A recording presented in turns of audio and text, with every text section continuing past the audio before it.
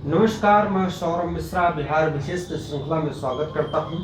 आज हम पाषाण काल का बिहार विशेष के संदर्भ में अध्ययन करेंगे, क्योंकि इस समय हमारा टॉपिक चल रहा है हिस्ट्री ऑफ बिहार, जिसमें वीडियो श्रृंखला हमारी 2 है। इससे पहले एक वीडियो आई थी जिसमें हमने समझा था कि इतिहास के मुख्य कौन कौन से भाग हैं, जिसके बारे में हमें अध्ययन करना होगा और कौन से इंपॉर्टेंट भाग हैं। यदि आपने उसे नहीं देखा है तो डिस्क्रिप्शन में जाके दिए हुए लिंक से उसे देख सकते हैं या ऊपर आई बटन पर क्लिक करके देख सकते हैं। तो चलिए आज हम शुरू करते हैं। तो आप सभी को पता है कि पाषाण काल वह युग जब मनुष्य जो है मुख्य रूप से पत्थरों पर अपने जीवन के लिए निर्भर था। वह उसका उपयोग शिकार के लिए, अपनी रक्षा के लिए तथा अपने आवास के रूप में करता था। तो उसी के समय को हम पाषाण काल कहते हैं। पाषाण मतलब होता है पत्थर, काल मतलब होता है समय। पत्थर का समय, जब मनुष्य का जीवन का केंद्र पत्थर था, उसी के समय को हम पाषाण काल कहते हैं दोस्तों। और यह क्योंकि एक अवधि जो है बहुत लंबी रही है, जो इस आज हम सभ्यता के युग में रह रहे हैं, जो सिविलाइज्ड सोसाइटी में आज हम रह रहे हैं, यह ऐसे ही नहीं आई। एक लंबे समय के बाद इसका विकास हुआ है और निरंतर विकास होता चला जा रहा है। जैसे कि आपको मध्यकाल और इस समय के बीच में अंतर दिखाई पड़ता है, ठीक उसी प्रकार से आपको आज से 100 साल के बाद और आज की सोसाइटी में अंतर दिखाई पड़ेगा, क्योंकि यह विकास निरंतर चल रहा है। तो ठीक वैसे ही पूर्वज हमारे किस तरह से वह मनुष्य बने और एक सभ्य सोसाइटी या एक सभ्य समाज की स्थापना हुई, इसके बारे में हम देखते हैं इस काल में। तो हम पाषाण काल को मुख्यतः 3 भागों में बांट लेते हैं। अब वह 3 काल कौन कौन से हैं, जिसे हम पहला कहते हैं पूरा पाषाण काल। वह तिथि, यहाँ पे मैं एक तिथि लिख दिया हूँ 20 लाख वर्ष साल पहले, इससे पहले की भी तिथि, वह तिथि जिस दिन से मनुष्य इस धरती पर रहना शुरू किया। या हम अतीत के जितने भी प्राचीन हिस्से में चले जाएं, मतलब लाख, 2 लाख, 10 लाख, 20 लाख, 30 लाख, जितने वर्ष पूर्व इस धरती का, क्योंकि यह धरती जो है, इस धरती का उत्पत्ति 13 करोड़ वर्ष पहले हुआ और माना जाता है ऐसे कि आज से 30 से 35 लाख साल पहले मनुष्य का जन्म हुआ। तो जब से भी मनुष्य की उत्पत्ति हम माने, उस तिथि से लेकर के 10,000 BC के काल को हम मुख्यतः दोस्तों पूरा पाषाण काल कहते हैं। ठीक, फिर उसके पश्चात 10,000 से लेकर के 6,000 तक BC के काल को हम मध्य पाषाण काल कहते हैं। और 6,000 से लेकर के कहीं कहीं आपको 3,000 और कहीं कहीं 2500 BC, 2500 3,000 कहने का तात्पर्य इसका सिंधु सभ्यता से है मुख्यतः, या आप मिस्र सभ्यता से मान लीजिए। और यह जो 2500 या 3,000 वर्ष पूर्व की बात है या BC की बात है, यह तब से गिना जाता है जब मनुष्य एक सभ्यता का जन्म ले लेता है, या सभ्यता की उत्पत्ति इस धरती पर देखी जाने लगती है। तब से वहां से हम उसके नव पाषाण काल में गिनती करते हैं कि मनुष्य अब थोड़ा सा पत्थरों से हट करके आ चुका था, और यहीं पर हम पाषाण काल का अंत मान लेते हैं। और यहाँ से अलग अलग कालों का अध्ययन होता है, जिसमें फिर ताम्र पाषाण काल या फिर अनेक सभ्यताओं का युग आता है, जिन्हें हम प्राचीनतम सभ्यताओं के नाम से जानते होंगे। तो अभी तक हमने क्या देखा, हम पाषाण काल, वह समय जिसमें मनुष्य के जीवन का केंद्र पत्थर हुआ करते थे, उन्हें हम क्या कहते हैं, पाषाण काल कहते हैं। पाषाण काल को हम 3 भागों में बांट लेते हैं, पूरा पाषाण काल, मध्य पाषाण काल, नव पाषाण काल। जब से मनुष्य का इस धरती पर उत्पत्ति हुआ तब से लेकर के 10,000 BC तक के समय को क्या कहते हैं, हम पूरा पाषाण काल कहते हैं। 10,000 से लेकर के 6,000 BC तक के काल को हम मध्य पाषाण काल कहते हैं। और 6,000 से लेकर के 2500 या 3,000 BC तक के समय को हम नव पाषाण काल कहते हैं।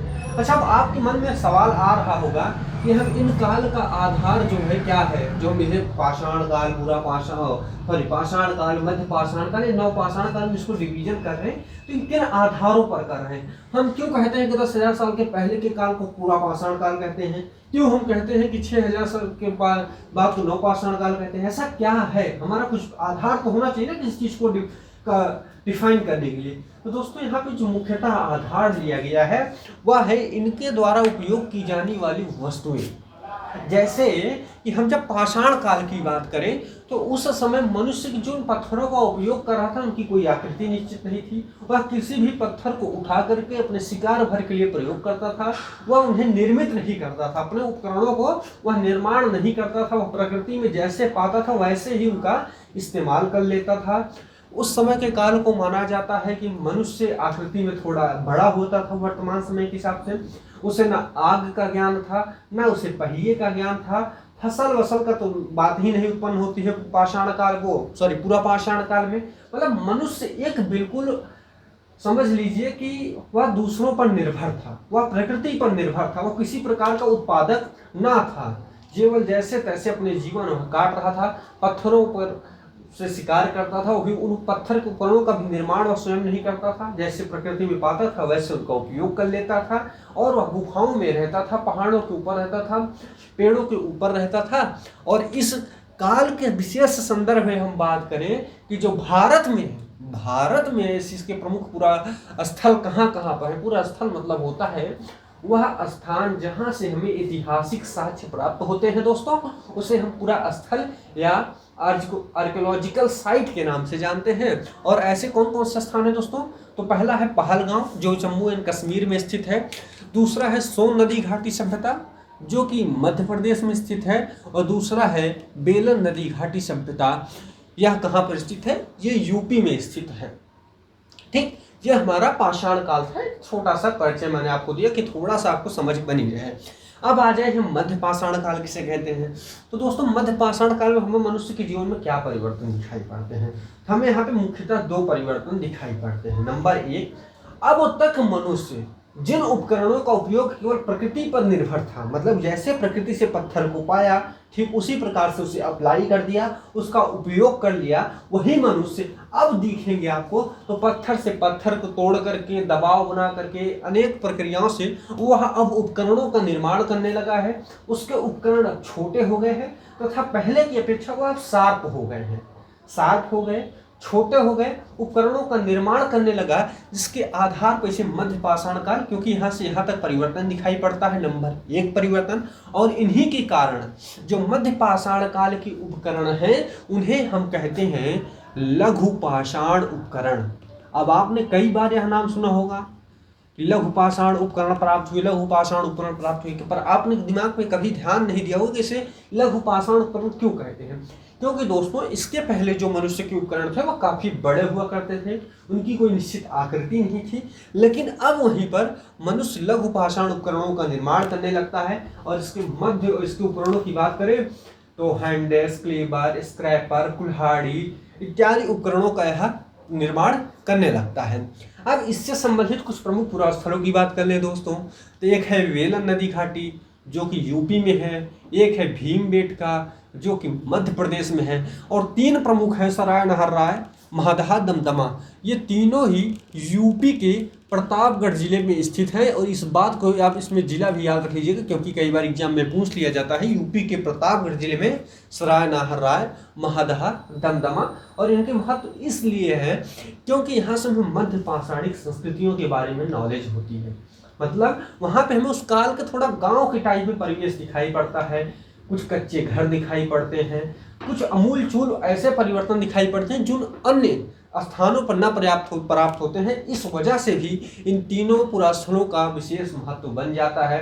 यहाँ से सिलबट्टे दिखाई पड़ते हैं, हमें उनके उपकरण खाने, मतलब एक तरीके से कह सकते हैं जहाँ पे वो उपकरण का निर्माण किया करते हैं उस स्थान को या फैक्ट्री के रूप में भी वो हमें प्राप्त होता है।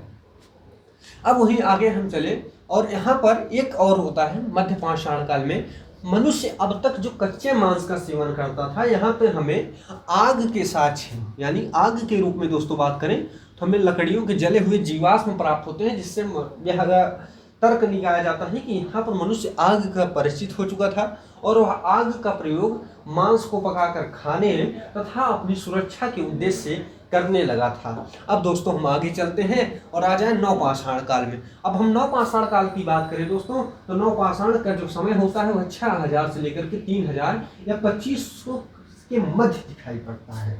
ठीक, अब इसमें क्या परिवर्तन हुए? अब परिवर्तन यह हो रहा था मनुष्य धीरे धीरे अब अपने वर्तमान स्थिति की ओर आगे बढ़ रहा था। जैसे यहाँ पर परिवर्तन बहुत सारे दिखाई दे। जो मनुष्य अब तक पहाड़ों पर रह रहा था वह धीरे धीरे मैदानी भाग में आके बसने लगा था।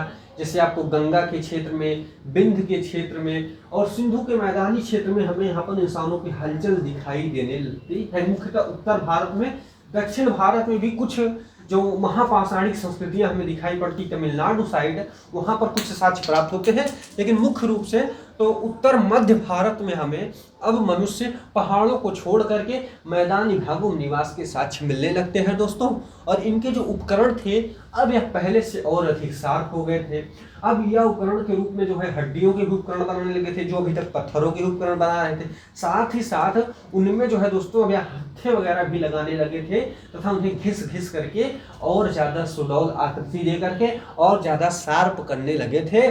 और इनके जो प्रमुख पुरास्थल हैं उसमें एक बुर्जहोम है जो कश्मीर में स्थित है, कुलडीहवा है जो कि इलाहाबाद में स्थित है। और याद रखिएगा जब भी आपसे पूछा जाए कि चावल के प्राचीनतम साक्ष्य कहाँ से मिलते हैं भारत के परिप्रेक्ष्य में दोस्तों, तो उसे आप कुलडीहवा टिक कर दीजिएगा। और एक महत्वपूर्ण प्रमुख पुरास्थल गुप्त काल पुरास्थल है। अब यहाँ तक तो दोस्तों हमने समझा कि पाषाण काल क्या था और यह हमारा नॉर्मल नॉलेज थी। अब हम इसको थोड़ा बिहार विशेष के संदर्भ में देख लें। अब बिहार विशेष के संदर्भ में से क्वेश्चन कैसे बनते हैं, इससे केवल एक ही दो क्वेश्चन बनता है, वो भी rare in the rarest case में। ये बहुत इंपॉर्टेंट टॉपिक नहीं है, बीपीएससी के थ्रू लेके देख ले या हम बिहार एसएससी के थ्रू देख लें या अन्य बिहार में होने वाले एग्जाम के देख लें।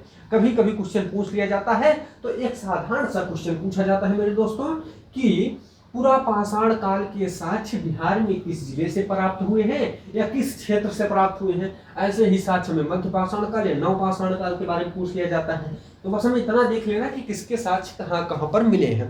तो वही दोस्तों हम पूरा पाषाण काल के साक्ष्य मिले देखें, हमें गया, मुंगेर, नालंदा 3 जिलों में दिखाई पड़ता है। कौन कौन सा दोस्तों, तो गया, मुंगेर और नालंदा। ठीक, और इसके लिए हम ट्रिक भी बना सकते हैं कि पूरा पाषाण काल में गमन होता था। मनुष्य क्या करता था, गमन करता था। कैसे गमन करता था, एक जगह से दूसरे स्थान पे, वो टिकता नहीं था, तो हमेशा गमनशील रहता था। तो ग से हो जाएगा गया, मा से मुंगेर, ना से नालंदा। और कभी कभी यहाँ से प्रयुक्त उपकरणों को भी देख लें। यहाँ से दोस्तों में फाल, कुल्हाड़ी, खुरपी व चाकू दिखाई पड़ता है। कुल्हाड़ी समझ करके इसको आप लोहे की कुल्हाड़ी में समझ लीजिएगा, पत्थर की कुल्हाड़ी जो कुछ इस तरीके की शेप में हमें दिखाई पड़ती है।